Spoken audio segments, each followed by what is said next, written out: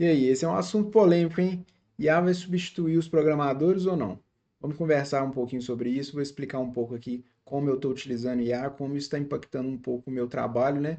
Como eu acho que no futuro vai ser aí com IA no meio da programação. Bom, basicamente, eu acho que IA não vai substituir. Eu acho que não vai substituir os programadores, mas que programadores utilizando IA vão substituir outros programadores que não utilizarem, ou que não utilizarem bem.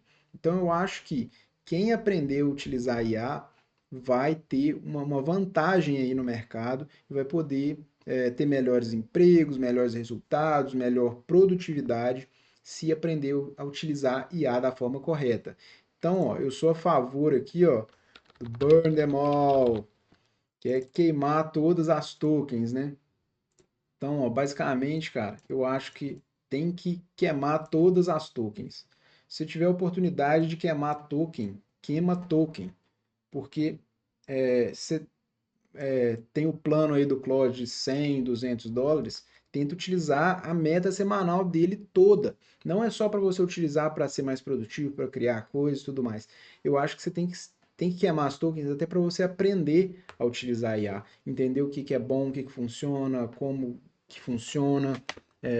Então, utiliza token não só para implementar as coisas, mas utiliza token para fazer revisão de código, para fazer criação de documentos antes, né, de design specs, de documentos de implementation plans, fazer os planos, né, antes de criar as coisas realmente, porque às vezes muitas coisas, e a IA às vezes faz isso melhor, ela consegue detectar as falhas ali no plano, então se ela já detectou a falha no plano, quando ela for implementar, vai vir corretamente. E outra coisa, essas iterações de testar, de verificar se está correto, elas são muito importantes. Porque isso aí, se a IA consegue revisar o código dela mesmo e já verificar que está com um problema de performance, de segurança e tudo mais, quando isso aí chegar para você revisar, muito menos coisa. Então fica bem mais tranquilo para você, né? Então, ó, eu vou explicar aqui um pouquinho, pelo menos aqui, como que isso funcionava na minha empresa antes da IA, e a gente vai entender aí como que a IA impactou o meu caso, né? Não posso falar dos outros desenvolvedores, eu trabalho para uma empresa pequena nos Estados Unidos, então o fluxo não digamos, como empresas gigantes, como Google, Facebook e tudo mais. Bom, então a task normalmente, né, outra equipe, outra pessoa criava essa task e passava essa task para mim, para a parte de programação da empresa na parte de engenheiros, né? Então essa task chegava, eu entendia essa task, olhava essa task de acordo com o código o contexto que eu tinha do projeto, né? Verificava o que dava para fazer, o que não dava para fazer, quanto tempo levaria para fazer aquela task, né? E começava a codar. E aí codava, depois testava. Tem muita gente que faz o teste primeiro, né? Primeiro faz o teste, depois faz o código para poder passar do teste, mas eu gosto de fazer o teste depois. Então fazia o código, depois testava. Depois que eu testava, eu fazia o review da funcionalidade realmente ali, clicando tudo, verificando tudo, responsividade e tudo mais. Depois que eu fazia o review, aí sim eu passava para a pessoa que me pediu aquela task, né? Eu colocava a alteração que eu tinha feito em um environment de teste, né? E aí ela conseguia testar aquilo que eu tinha criado. E aí ela falava sim ou não. Se ela falasse que estava tudo correto, aí sim eu criava um pull request. Se ela falava que não, aí eu enviava para o código de volta, voltava lá no código, resolvia o que ela precisava e passava por essa etapa toda novamente. Se eu criasse o pull request, aí sim, depois do pull request, eu precisava que os outros devs, né, eu e os outros devs, revisassem esse pull request para verificar se estava tudo correto. E aí sim, se tudo tivesse correto, aí eu passava para staging e produção. Se não tivesse correto, voltava lá para o código e fazia de novo esse processo, né, de código, teste, review e tudo mais. E aqui no PR, né, seria o novo commit resolvendo o que não estava bacana até ele passar. Assim que passava para staging. Aqui em staging eu tinha um teste aqui em staging também, né? Testava aqui em staging, depois que ia para produção, mandava para produção e testava aqui em produção também. Então, essa era a forma como funcionava aqui o deploy de uma funcionalidade que era pedido para uma equipe, né? Para uma pessoa. Então, essa era a task, né? Essa era, digamos, o workflow de uma task no meu trabalho. Hoje, com a IA, basicamente, isso mudou bastante. Não mudou, assim, mais ou menos o workflow, mas mudou quem faz o quê. Então, ó, essa outra pessoa, outra equipe que criava as tasks, agora eles com IA, eles também são mais produtivos. Não sou só eu na parte de código que sou mais produtivo. Quem organiza o roadmap, quem organiza as tarefas que tem que fazer e tudo mais, também é mais produtivo. Então ele consegue me dar muito mais tarefa. Então, basicamente, ele consegue criar essas tasks, mas a boa notícia, essas tasks são criadas são criadas muito melhor, com um contexto melhor, com uma descrição melhor e mais assertiva. Até porque essas pessoas agora, elas podem ter acesso ao código também, não elas, né? No caso, o Claude pode ter, por exemplo, acesso, no caso da nossa empresa, né? O Claude tem um acesso ao código, então quando ela vai criar ali o PRD ou a descrição daquela tarefa, daquela task, ela já tem conhecimento ali, o Claude já tem conhecimento sobre o projeto, então ele já vai criar mais ou menos ali da forma, uma forma mais fácil para eu fazer depois. Então, quando essa task chega, ela já está quase 100% pronta para eu já levar ela para code, porque ela já foi feita de uma forma que ela entende o meu código. Então, é que ela está, digamos ali, dando match, né, com o meu código, mais ou menos assim. É lógico que eu ainda tenho que verificar e alterar algumas coisas, verificar como que eu vou fazer essa questão de arquitetura, questão de performance e segurança, mas antes de passar para o coding, eu verifico essas partes. E antes de começar a codar, junto com o Claude ali, eu vou conversar com ele e ele vai me perguntar um monte de coisa.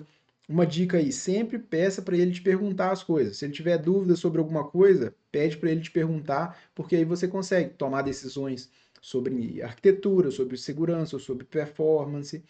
E então isso é importante, até não só nessa parte, mas também na parte de lógica, né?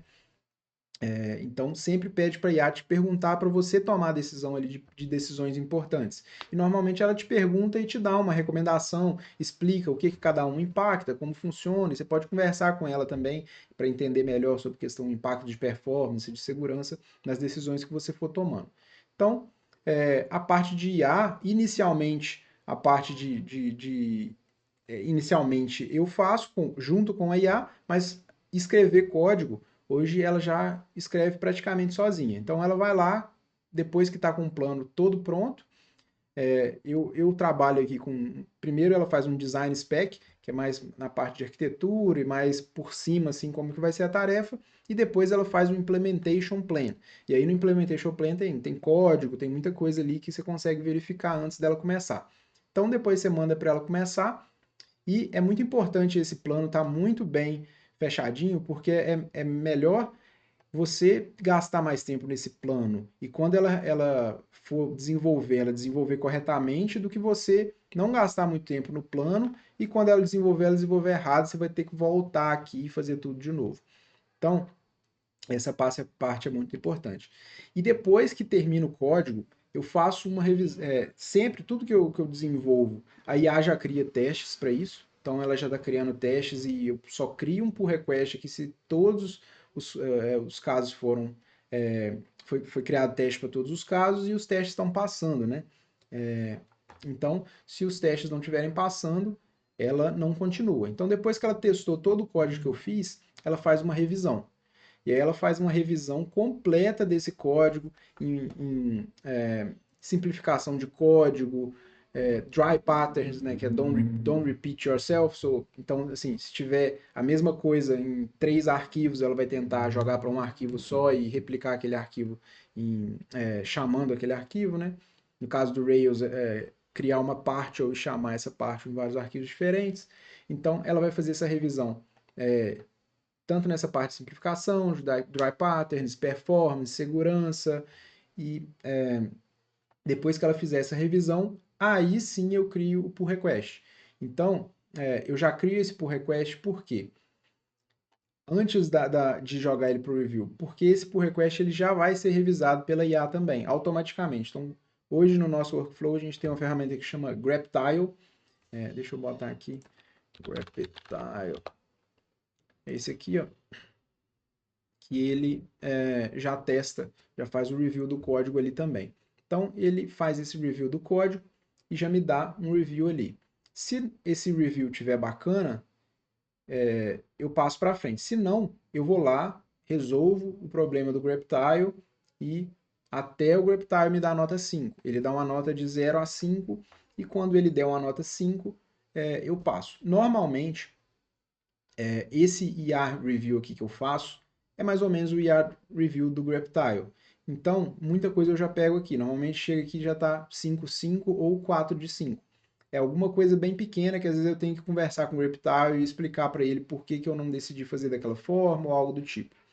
Mas essa revisão do GrapTile são muito parecidas. Então, se o review tiver bacana, eu vou levar isso para um sistema de testing e um servidor de testing e essa pessoa que me deu essa task vai poder revisar. Que aí ela vai revisar a parte do design, a parte de UX, de UI. Então, tá tudo bacana, eu vou mandar esse PR, esse pull request para outros devs revisarem. Se não tiver bacana, eu vou fazer todo o processo de novo de resolver com a IA e tudo mais, e nesse loop até conseguir resolver. Tá tudo certinho, nota 5 no GrapTile e a outra pessoa, a responsável, no caso o Product Manager, deu ok, tá tudo bacana, pronto para o Code Review, aí sim eu vou passar para o Code Review. E aí os outros devs revisam, e se os outros devs falarem que tá tudo ok, aí eu vou para staging, se não é o mesmo processo aqui. Eu não fiz esse processo aqui, mas, por exemplo, outros devs revisam, se staging bacana, se tiver tudo bacana vai para staging, se não, eu mando para code de novo e faço todo o processo. Só que a outra pessoa aqui não vai precisar, o Product Manager no caso, né, vai pular essa parte, ele não vai precisar fazer o review de novo. E aí depois do staging vai para produção. Então assim, o que eu acho desse processo? Hoje você, quando eu vou revisar, eu tenho um outro olhar quando eu vou revisar um pull request. Antes, quando eu ia revisar, por exemplo, na vida real, tem pull request sem arquivos. A ideia interessante é não existir pull request sem arquivos, mas existe. Então, assim, na vida real existe quando tem um pull request sem arquivos, cara. É difícil você animar para revisar o pull request, porque é muito tempo que você tem que gastar revisando um pull request ali. Então, antes de revisar ali um pull request desse tamanho, antes da IA, cara, você não pode ver um pull request de 100 arquivos e falar, não, beleza, looks good to me, tá tudo bom, pode mandar a brasa. Não é assim. Não tem como você aprovar um pull request de 100 arquivos do nada. Então, com a IA, a IA deixa muito mais. É muito mais tranquilo você aprovar um pull request desse e você, quando vai fazer a revisão, você não revisa coisa pequena, tipo, probleminha pequeno que a IA com certeza já pegou. Você revisa mais a questão de arquitetura, de performance, segurança. Então é outro olhar que você vai com o pull request. Isso quando eu estou falando, quando eu sou o que outros devs aqui, né? Caso essa revisão, quando é o meu pull request, eu tenho que fazer durante o processo, né? Mas quando eu estou revisando por request de outras pessoas, aí sim eu vou com esse olhar. Porque se tiver alguma coisa boba, a IA vai pegar antes de mim. E aí, nesses 100 arquivos, eu não preciso olhar todos os 100 arquivos para ver se tem algum probleminha bobo. Então, eu acho que nessa parte facilitou demais. E aqui, ó, do mesmo jeito que as pessoas, os product managers, conseguem me jogar muito mais task, da mesma forma que eles me jogam mais tasks, eu consigo fazer mais tasks também. Eu, pessoalmente, eu consigo fazer, tipo assim, duas tasks maiores em paralelo e uma menor, tipo um bug. Eu consigo fazer.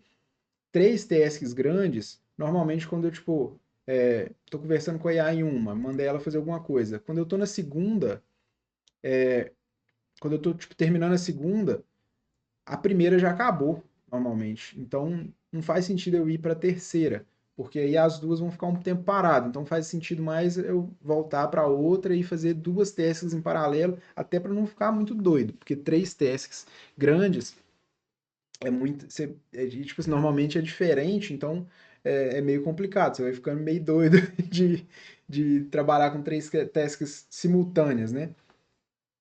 Então, assim, pelo menos para mim, eu achei duas tasks é, simultâneas um bom número. Então, esse que é o flow que eu utilizo, assim, workflow com o IA hoje. Eu acho que é interessante você fazer essa parte, entender como funciona na sua empresa aí, às vezes como você pode colocar mais IA. Eu estou tentando colocar mais IA, eu espero que eu coloque, espero colocar mais IA aqui, por exemplo, hoje eu gosto de fazer o pull request manualmente, e os commits e tudo mais. A IA já está fazendo alguns commits para mim, mas eu tento fazer mais essa parte de commits, de pull request. Mas ela, por exemplo, quando eu abro pull request, ela já faz uma descrição para mim do pull request, com isso, com a ajuda.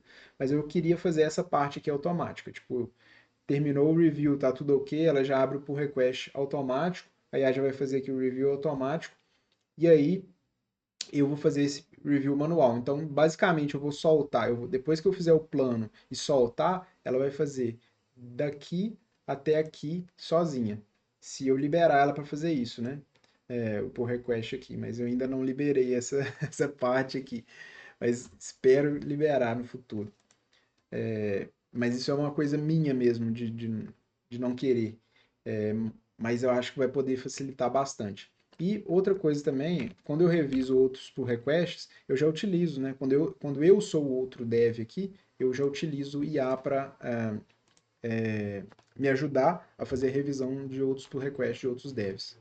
Então, esse é mais ou menos o workflow que eu imagino. Então, assim, eu imagino que no futuro, cada vez mais a IA vai estar tomando conta desse workflow e em algum momento a gente vai ter que basicamente, né, criar a task e a documentação e os prompts para ela iniciar e já vai sair lá basicamente aqui quase em staging, né? Essa é a ideia no futuro.